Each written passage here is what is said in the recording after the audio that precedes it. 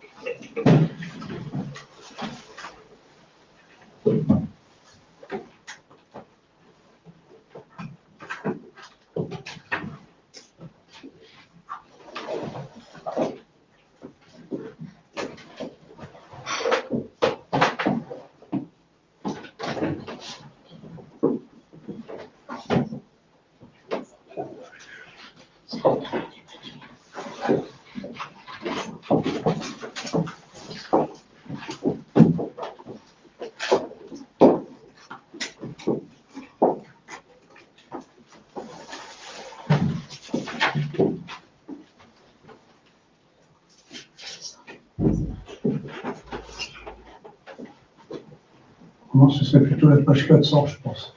Je suis en 475. Je lis ma confiance.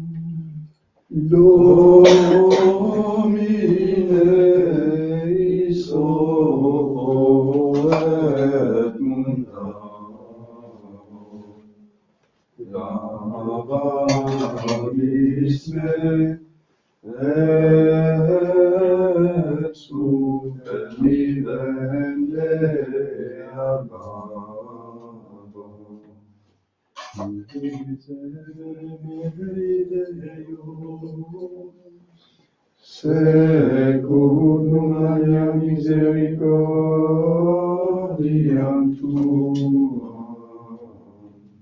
Gloria Patri et Filio et Spiritui Sancto.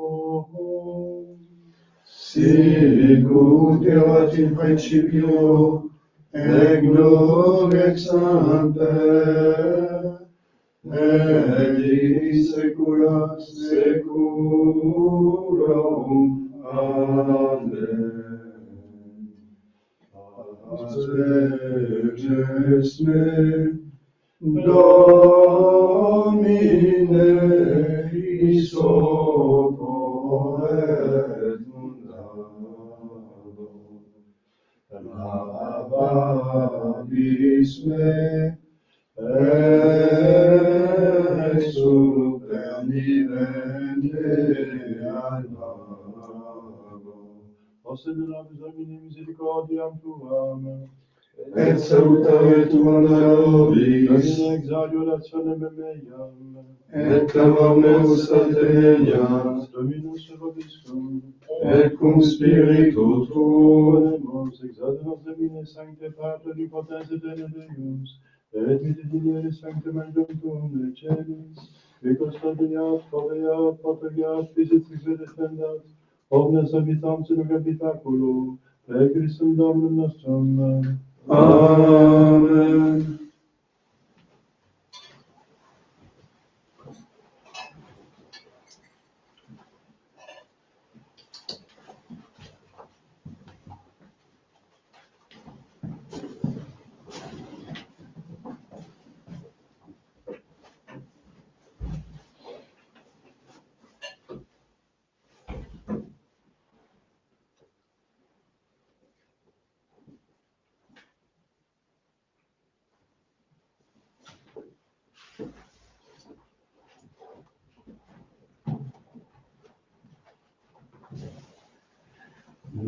tout de suite, Esprit Saint, mon Père, la part de Dieu, je vous prie de bénéficier du pardon de l'éternel Saint, pour vous et de bénir. Introducem Flamme Veritatem Tuam, Seme Deduxerum Traductionem Montem Sanctum Tuum, in Tabernaculum Tua. Profite voce dulciter Deus, Deus Deus, et quae sanguis quae Tui vas meis.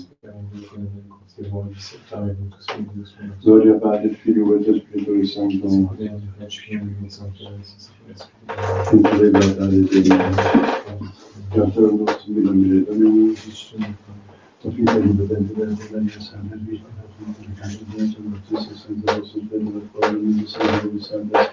et peccati minis quae persone debet operem, me accompagna maxima culpa.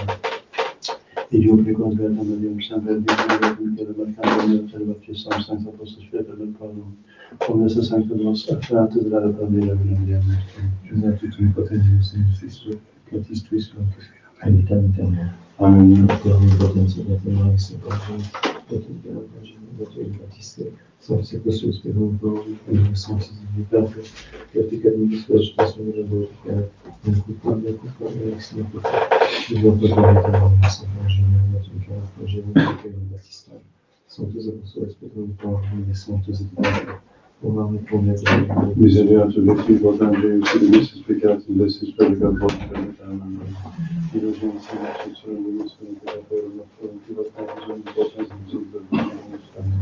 Deus tutam vestis vivificaris nos o Seigneur, vous avez miséricordiam tuam, et salutationem, Davide exagerationem meam, et enormes salutem, Deus proviscum, Orimus.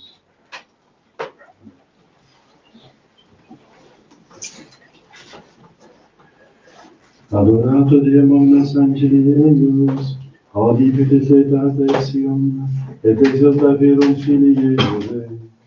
Dominus Segnavit exaltatera, Redemptoris Velemute, Gloria Patri et Filio et Spiritui Sancto, sicut erat in principio et nunc et semper, et in saecula saeculorum. Amen. Adorate Deum omnes angelius, audibitis et adesium, et exaltaverum Filii Dei. Kyrie eleison.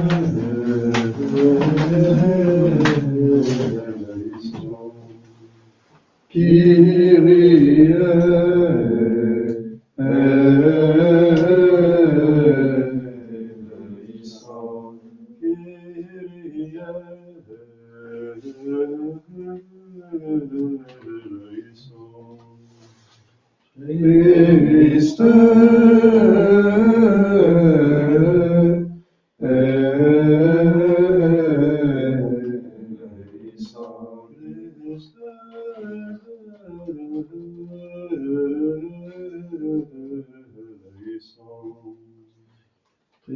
Christe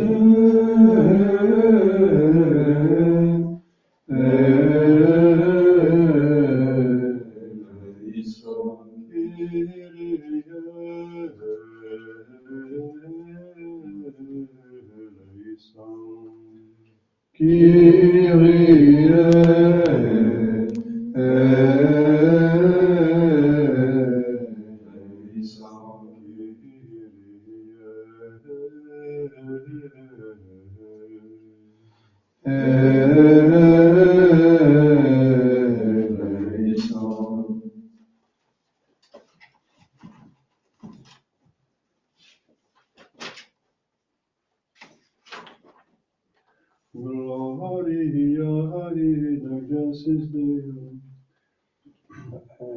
et in terra pax omnibus voluntatis, laudamus te, benedicimus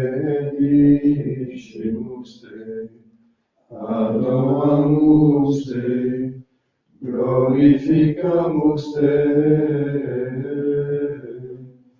Gratias agimus tibi, propter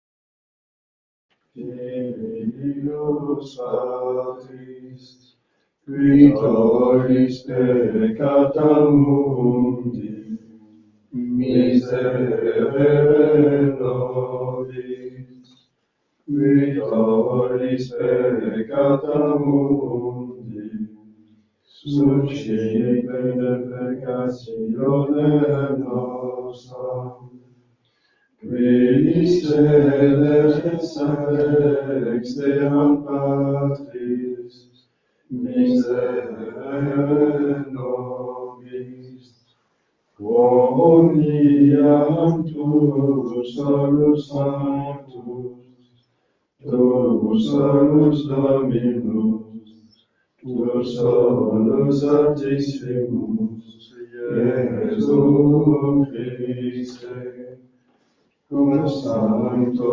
Spiritum, in gloria Dei, Patris.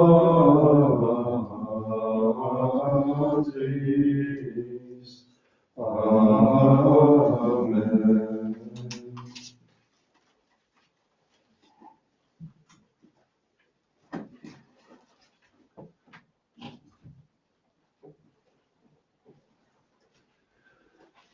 Dominus vobiscum, et cum spiritu tuo, oremus, Deus que nos in tantis periculis consecutos, pro humana sis fragilitate non posse subsistere, da nobis salutementi de corporis, uteaque pro peccatis nostris abatimus, et accusante vincamus, per dobem nostrum Spiritum Filium tuum, qui te confibile in Trinitate Spiritus Sancti Deus, per omnia saecula saeculorum. Amen. Lectio Christi, Beati Gloria Apostoli Romarum.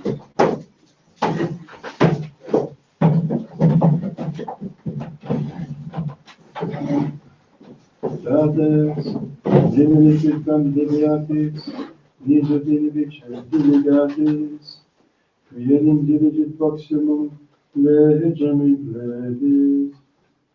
Nam non adulterabis, non occides, non furabis, non falsum testimonium dices, non concupisces, et sic ut est adiut mandatum, in hoc verbo instauratur, diliget proximum tuum sic ut ipsum.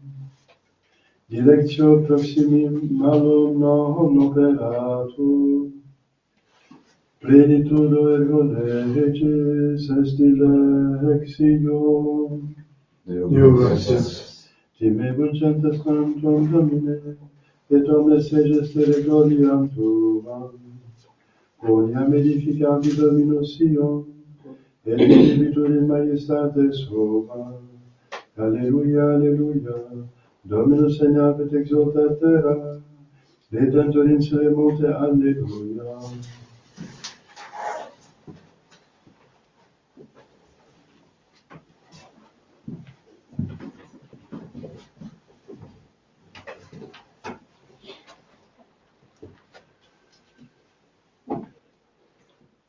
Dominus vobiscum, Et cum spiritu tuo, Gratia Sancti Evangelii secundo Matteo. gloria tibi, Domine. In illo tempore, ascendente Iesu in aviculam, secuti sunt iam discipuli eius, et ecce motus magnus factus est in mare, id aut in avicula operiretur fructibus, ipse vero dormiebat. Et accessirunt ad eum discipuli eius, et suscitavirunt eum dicentes, Domine, salva nos perimus. Et dicit eis Iesus, quid timidi estis modice fidei. Tunc surgens imperavit ventis et mari, et facta tranquillitas magna. Porro homines mirati sunt dicentes, qualis esti? Quia ventit Maria obediunt ei. Nos tibi Christe.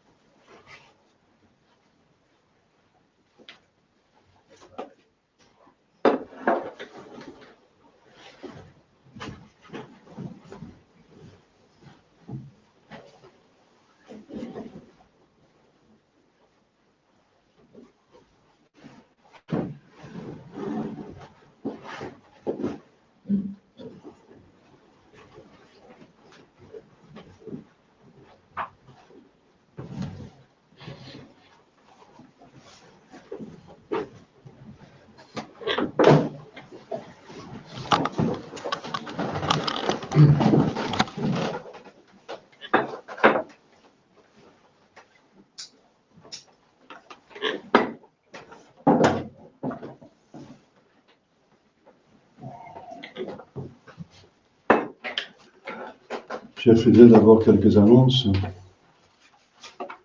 Aujourd'hui, le 4e dimanche après l'Épiphanie. Demain, Saint Jean Bosco, confesseur. Mardi 1er février, Saint Ignace, évêque d'Antioche et martyr.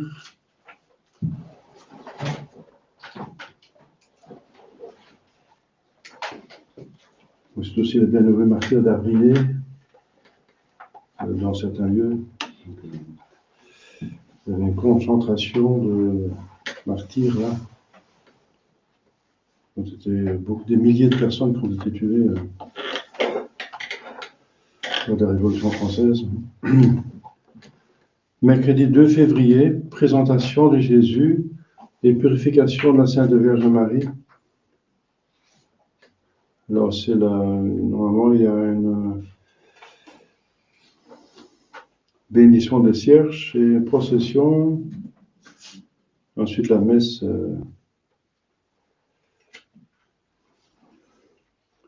Je pense qu'on pourra le faire par ici maintenant. Donc, le mercredi au soir. Oui, parce qu'il y a des personnes qui ont dit. Toutes les personnes m'ont dit qu'elles peuvent venir, donc alors on va faire la cérémonie.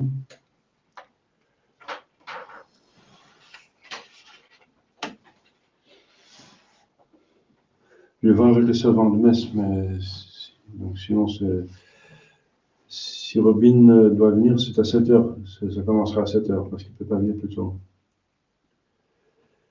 Donc normalement 7h. Jeudi de la féerie,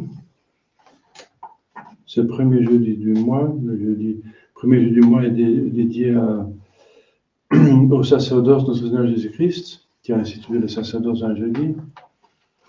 Mémoire de Sainte Blaise, évêque et martyr, avec la bénédiction des cierges de Sainte Blaise, il impose donc la bénédiction de Sainte Blaise pour les malades.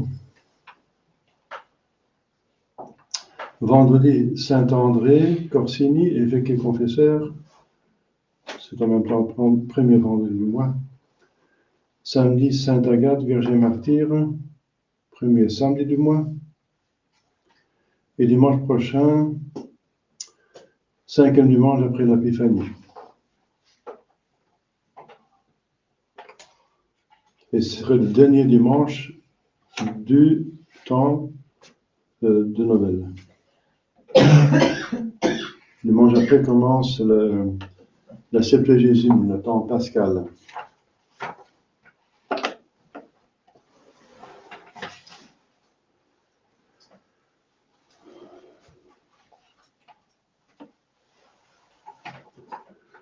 Je serai là donc à partir de mercredi. Je serai ici, à Rangy, jusqu'à dimanche. Ça va être Ça doit être l'habitude, je pense, de faire comme ça. Début de semaine, je suis à l'Ost et fin de semaine, je suis à Angers.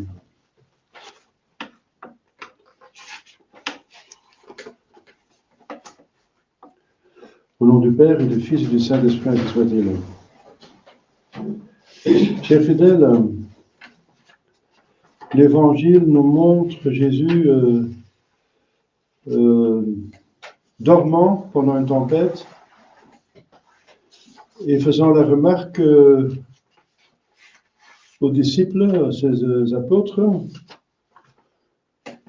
de pusillanimité, d'hommes de peu de foi, parce qu'ils commencent à paniquer.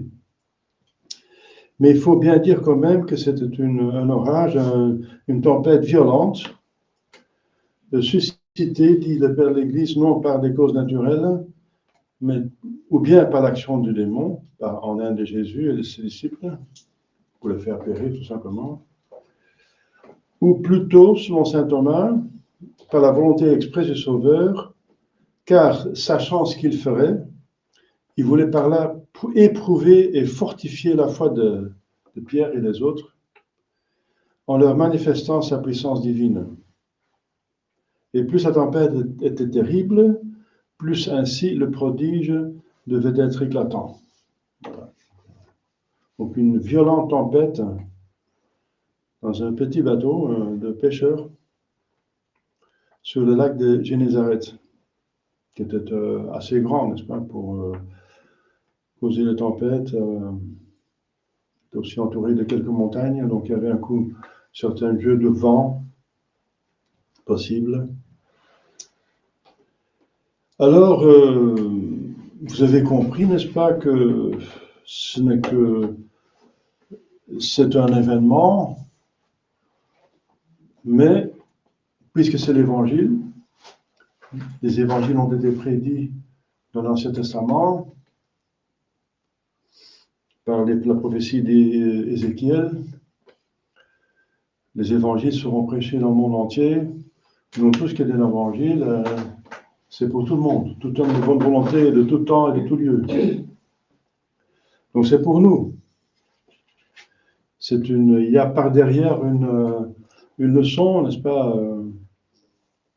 et vous avez compris que Dieu permet des persécutions, donc des tempêtes, des sortes de tempêtes, de façon de parler, et parfois violentes,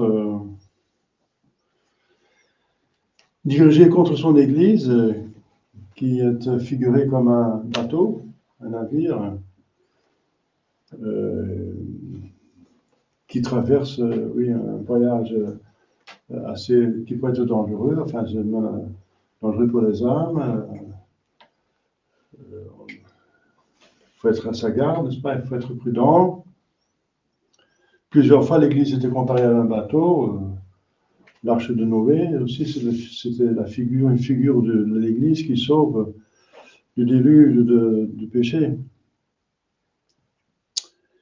Donc on part, quand on part, on est en sécurité, quand on arrive, on est en sécurité, mais entre les deux, il y a des dangers. Voilà.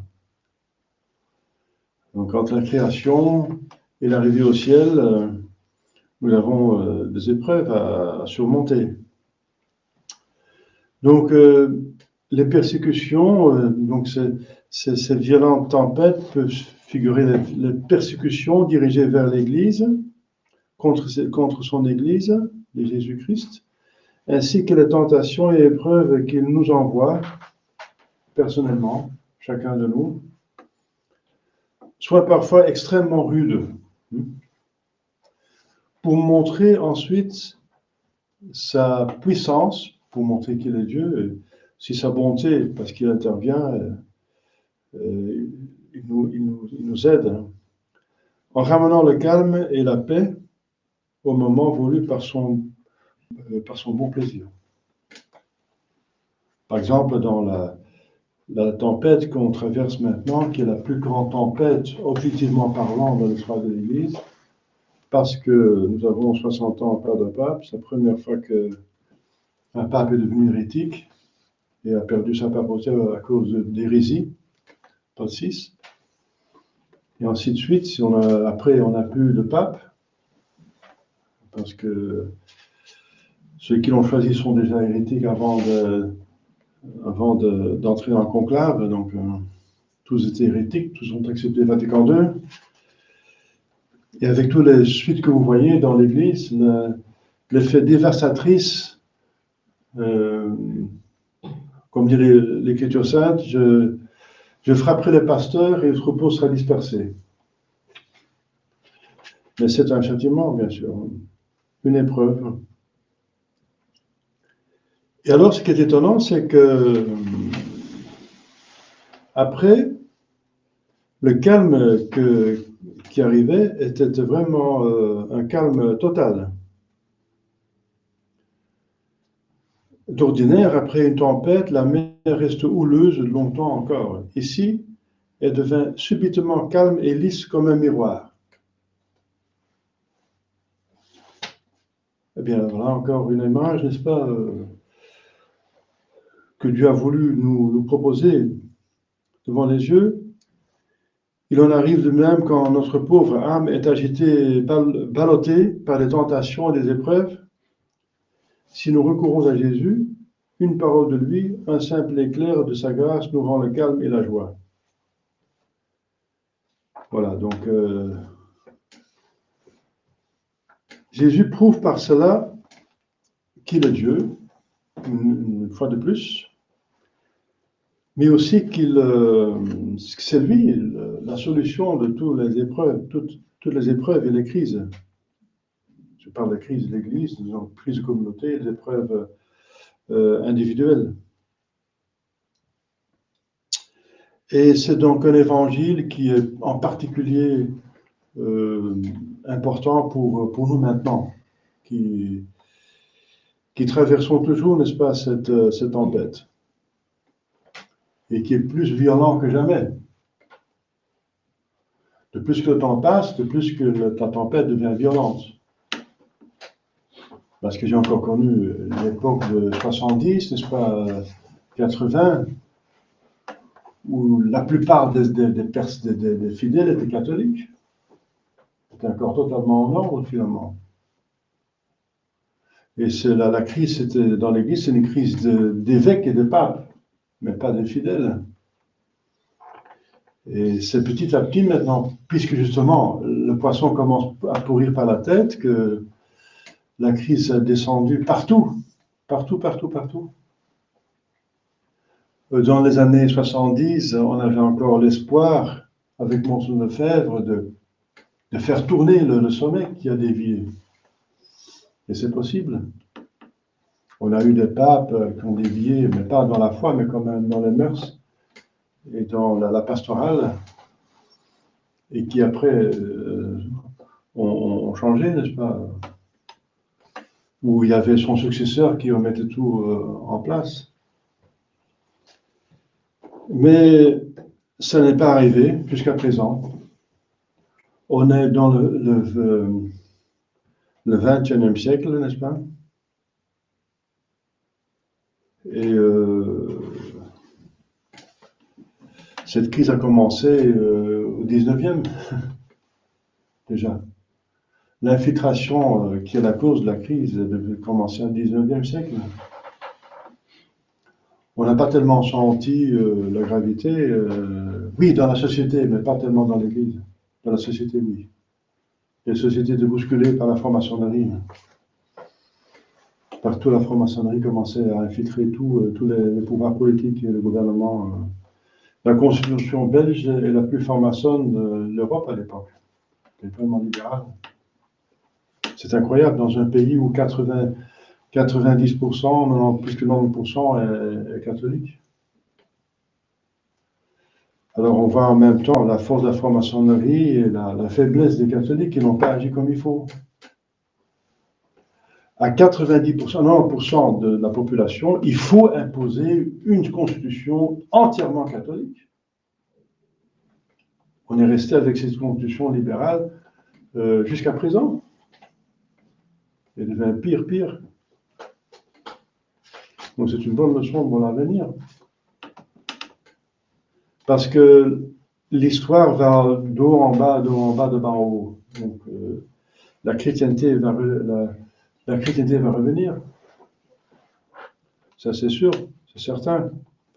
Parce que la papauté appartient à la constitution divine de l'Église. C'est une promesse divine, n'est-ce pas? Et Jésus dit à Pierre, paie mes brebis, paie mes agneaux. Tu es le rocher. Donc, paie mes brebis, paie mes agneaux. Alors, 60 ans, c'est beaucoup. Rester sans pape. Mais voilà. Contra factum non fit argumentum. Contre le fait, il n'y a pas d'argumentation. On accepte le fait parce que, voilà, on accepte le fait, c'est le fait.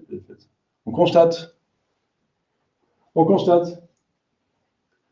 On sait que Jésus est Dieu, que Jésus garde son Église, que l'Esprit Saint anime l'Église, qu'elle est indéfectible et infaillible. Et en même temps, on voit cette crise qui dure 60 ans, n'est-ce pas? Donc c'est une tempête vraiment violente. Vraiment violente. Mais il ne faut pas oublier, je reprends maintenant ce que je viens de dire, que de plus la tempête était terrible, plus aussi le prodige devait être éclatant. Voilà. Donc ça, c'est écrit, ça a été écrit par les pères de l'Église, donc c'est un principe de tous les temps. Donc il faut tenir. Il faut imiter les apôtres quand ils ont fait du bien et éviter leurs fautes. Qu'est-ce qu'ils ont fait de bien? Eh bien, ils se sont adressés à Jésus pour arrêter la tempête. Ça, c'est bien, c'est normal. Mais Jésus les reprend. Pourquoi? Parce qu'ils n'ont pas eu assez de confiance. Ils n'ont pas assez eu de confiance que dans cette tempête violente, Dieu est toujours là, même s'il semble dormir. Ah non, pas semblait, mais il dormait vraiment. Enfin, son humanité dormait, mais sa divinité veillait, bien sûr. Et même si Jésus dort, ou semble dormir, comme il est le cas actuellement, Jésus est toujours actif, bien sûr. On va le recevoir à la communion, on va voir la consécration, et ça là. Il est toujours très actif, plus que jamais, parce que plus que le problème est grand, plus qu'il l'a avec sa grâce. Mais quelle est la faute des disciples? Pourquoi notre Seigneur Jésus-Christ leur reproche la pusillanimité? Parce qu'ils ont pensé qu'il fallait absolument réveiller Jésus, le secouer pour qu'il arrête la tempête. Jésus leur reproche de ne pas avoir totalement confiance. Jésus est là, même s'il dort, tout est en ordre.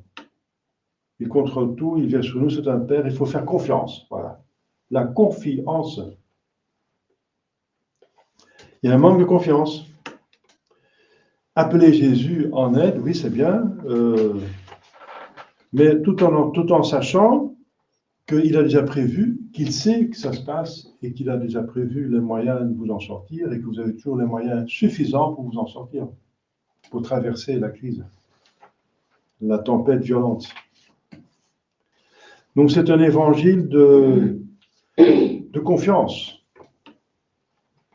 Jésus nous semble dire clairement que même s'il dort, il prend soin de nous totalement comme il faut, à condition que nous, de notre côté, nous faisons ce que nous devons faire. Faire en sorte que dans l'état de grâce, prier, invoquer les moyens de grâce. Et voilà, et la Sainte Vierge, qui était envoyée par le ciel pour nous donner des directives plus concrètes, n'est-ce pas? Elle insiste sur la pénitence. La pénitence et le regret de ses propres péchés. Qu'on s'occupe de nos propres péchés. Parce que le monde fait le contraire. Le monde semble justifier les péchés, avaliser les péchés, je sais pas, promouvoir les péchés, subsidier les péchés.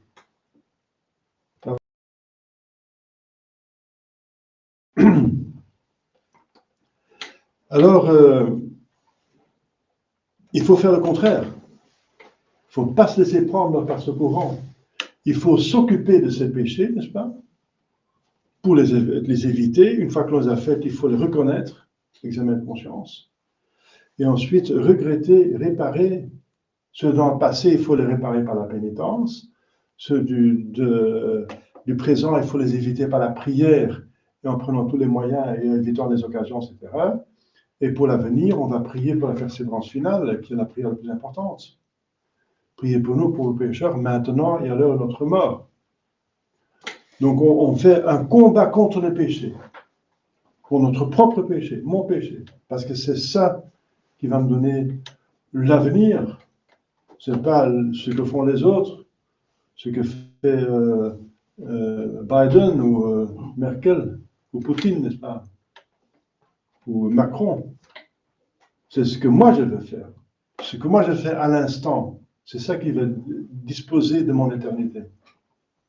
Donc je m'occupe de mes péchés, je les regrette, je les répare et je prie. Voilà. La Sainte Vierge demande 3 choses. Je les ai plusieurs maintes fois, mais c'est important. C'est Notre-Dame de la Salette, c'est le 19e siècle. Elle donne au 19e siècle la solution du problème dans lequel nous nous trouvons toujours. Et d'ici assez de gens vont se convertir, n'est-ce pas, regretter leurs péchés, n'est-ce pas, faire pénitence et prier, alors tout va revenir, tout va se mettre en place. Tout va revenir. Il y a un grand monarque, un grand pape. Mais ça ne suffit pas d'avoir un grand monarque, un grand pape, il faut que le peuple soit pieux, n'est-ce pas, que tout le monde fasse aille au ciel. C'est ça le but de cette terre. Ne pas créer une chrétienté, c'est beau, magnifique, mais le but le plus important, le but dont il s'agit vraiment, la chrétienté, c'est un moyen pour amener les âmes au ciel. Chers fidèles, dans cette crise une grande conscience que Dieu contrôle absolument tout. Tout molécule, tout atome, tout quark, n'est-ce pas? Toutes les pensées, n'est-ce pas? Tous les détails. Il a tout, il contrôle tout. Il n'y a rien qui se passe sans qu'il a, quand il a vu et c'est lui qui le cause ou bien le permet. Si ça t'a mal, il le permet, il ne cause pas. Mais pour un plus grand bien. Il ne donne pas la permission, mais il n'arrête pas. Voilà. Tout est sous contrôle, tout, absolument tout.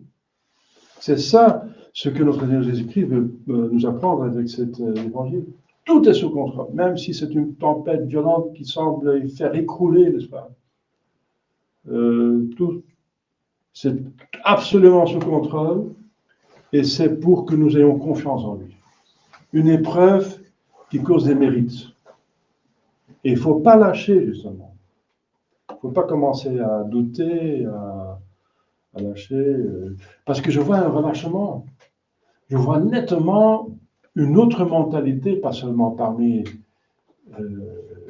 les papes et les évêques ont commencé à changer avec le concile. Même avant, il y avait l'infiltration, mais ce n'était pas visible. Et après, les prêtres ont écouté le concile, c'était la catastrophe. Mais même dans la résistance, dans la tradition, je vois une ferveur des fidèles, n'est-ce pas, qui venaient le premier vendredi, le premier samedi, venaient prier, n'est-ce pas, ils étaient dévots, le chemin de pain, n'est-ce pas, les tiers ordres, ils étaient vraiment une ferveur, n'est-ce pas. C'était l'Alléluia, ils étaient contents d'avoir une maison, un sens, n'est-ce pas, ils demandaient pour plus de prêtres, priaient pour plus de prêtres, ils cherchaient les vocations, etc. J'ai connu ça. C'est la ferveur, n'est-ce pas, de la résistance qui trouvait, ah oui, l'Église continue. Mais ils avaient l'espoir qu'ils pouvaient tourner la tempête. Ils n'ont pas réussi parce que c'était pas assez. C'était pas assez. Mais je voyais quand même un certain enthousiasme. Mais maintenant, c'est l'endurance. L'enthousiasme du début du mouvement de la tradition, je vois qu'il est parti. Hein. Il est parti. Hein. Mais c'est toujours comme ça, quand on commence quelque chose, il y a un enthousiasme, mais c'est l'endurance qui compte. L'endurance, c'est le plus important, finalement. Celui qui persévère, il sera sauvé. Donc, on est dans une situation plus difficile, je dois avouer, qu'au début. C'est plus difficile, parce que l'endurance, c'est plus difficile que le début. Alors, parce qu'il y a le démon du midi, dit l'Écriture sainte, le démonio meridianum. Ça veut dire, c'est pas encore la fin, parce que si le cheval il sent l'étable, il court plus vite. Hein. C'est pas le début, l'enthousiasme début, mais on est au milieu, quoi. Et il y a la chaleur du soleil du midi, n'est-ce pas, qui tape. Donc c'est ça. Alors à ce moment-là, il faut justement des forces pour continuer. Il faut être assidu, n'est-ce pas, au moyen de grâce. Jésus est là, ne doutez pas d'un millimètre. Il contrôle tout et vous méritez entre-temps. Votre ciel devient plus grand. Notre ciel devient plus grand. Si on entre dans les vues de bon Dieu, on a un ciel extraordinaire. Plus grand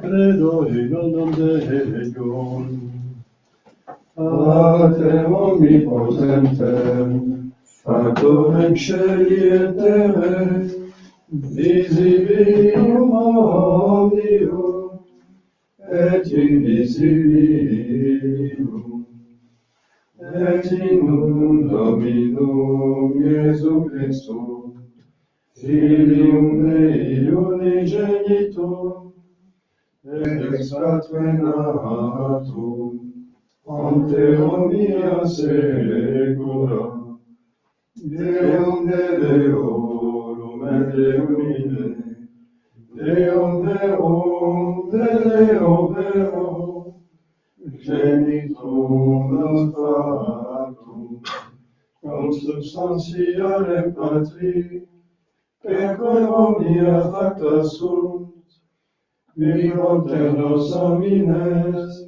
et propter nostram salutem, descendi de celis, et incarnatus es, et Spiritus Sanctus, ex Maria Virgine, et ovo factus est, Lucius et siam nobis, sub Pontio Pilato, passus et secundus est, et resurrexit tertia die, secundum scripturas, et ascendit in caelum, sedet ad exteram Patris, et interrumpenturus est cum gloria, iudicare vivos et mortuos, cuius legi non erit finis,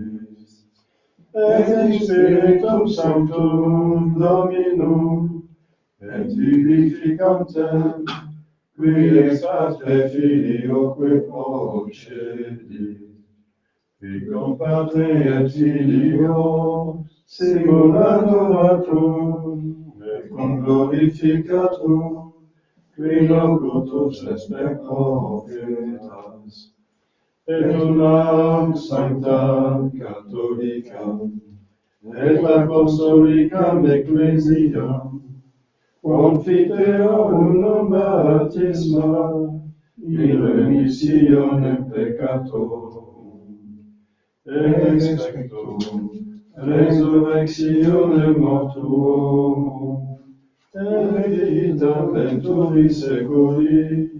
Amen.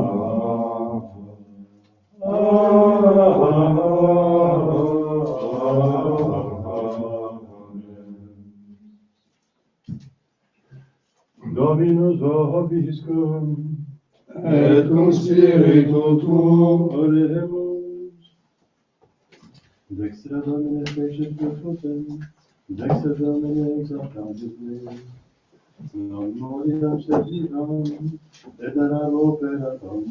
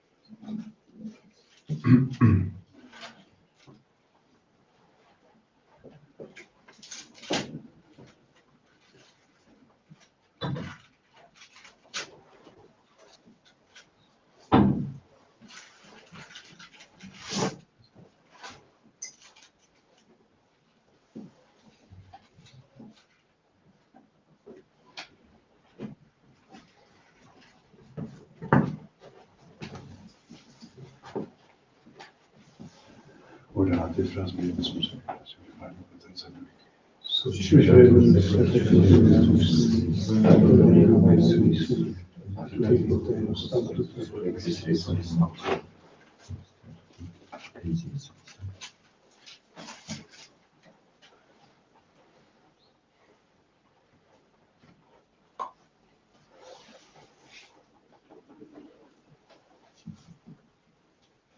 Per omnia saecula saeculorum.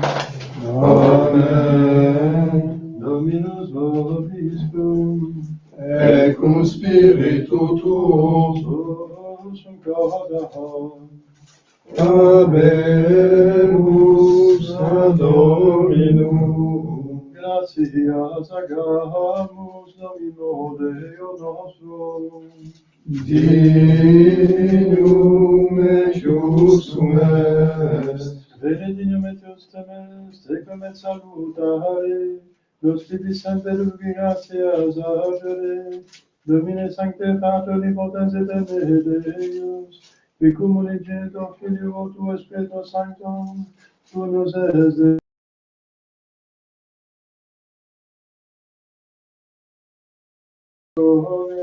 sed in unius unitate substantiae, quod enim de tua gloria delante te credimus, hoc de Filio tuo, hoc de Spiritus Sancto, sine differentia discretionis sentimus, ut in confessione fide sempiterne crediitatis, et in personis proprietas, et in essentia unitas, et in maestatia rodetur qualitas. Quem lodes Anglia arcangeli, cherubim, quoque ac seraphim, qui non cessam cavare quotidie, una voce dicentes, Sanctus, Sanctus, Sanctus Dominus, Deus Sabaoth, Regnis sub celi et terra, gloria tua, Hosanna in excelsis, benedictus qui venit, in nomine Domini. Hosanna in excelsis.